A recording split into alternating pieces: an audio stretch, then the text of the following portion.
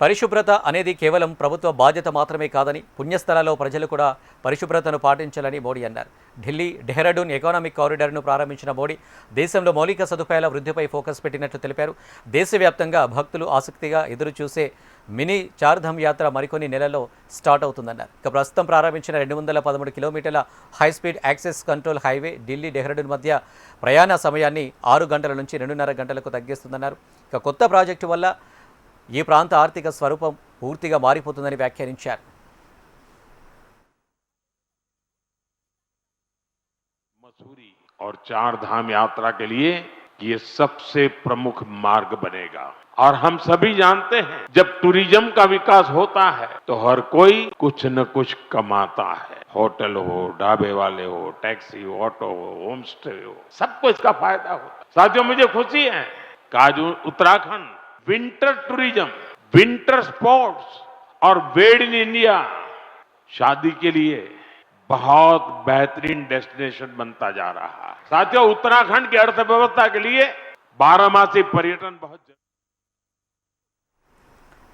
BJP ప్రజాస్వామ్యాన్ని నాశనం చేస్తుందని రాహుల్ గాంధీ ధ్వజమెత్తారు. బెంగాల్లో బీజేపీ ఓటు చోరీ చేసేందుకు సీఎం మమతా బెనర్జీ నేతృత్వంలోని తృణమూల్ కాంగ్రెస్ ప్రభుత్వం అవకాశం ఇచ్చిందని దుయ్యబట్టారు. ఇక యువతకు ఉద్యోగాలు కల్పిస్తామని అధికారంలోకి వచ్చిన టీఎంసీ ఆ పని చేయలేకపోయిందని విమర్శలు గుప్పించారు.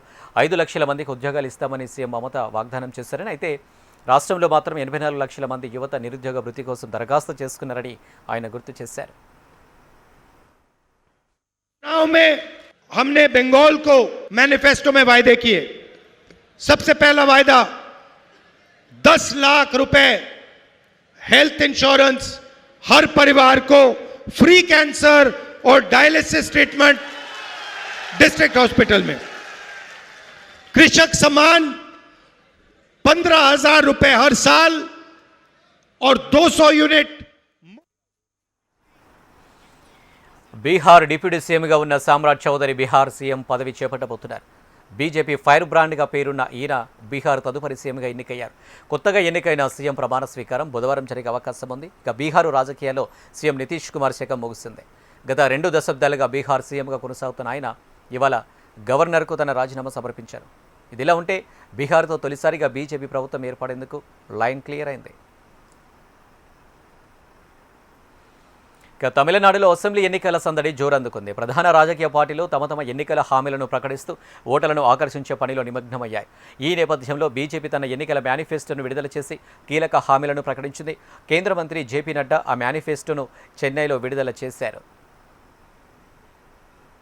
Prime Minister Modi's government is called a report card government. Prime Minister Modi's government is called as a responsible and a responsive government. Prime Minister Modi's government is called as proactive government because we act and we respond to the aspirations of the people. But more than 70% of the manifesto has... ప్రధాని Modi America అధ్యక్షుడు ట్రంప్తో phone call మాట్లాడారు. 40 నిమిషాల పాటు ఈ ఇద్దరు నేతల మధ్య phone సంభాషణ జరిగినట్టు అమెరికా వెల్లడించింది. పశ్చిమాసియా యుద్ధం మొదలయ్యాక రెండోసారి ట్రంప్తో మాట్లాడిన ప్రధాని సీజ్ ఫైర్ తర్వాత తొలిసారి ట్రంప్కి కాల్ చేశారు. ఇక మిడిల్ ఈస్ట్లో ప్రస్తుత పరిస్థితులపై ఆరా తీశారు.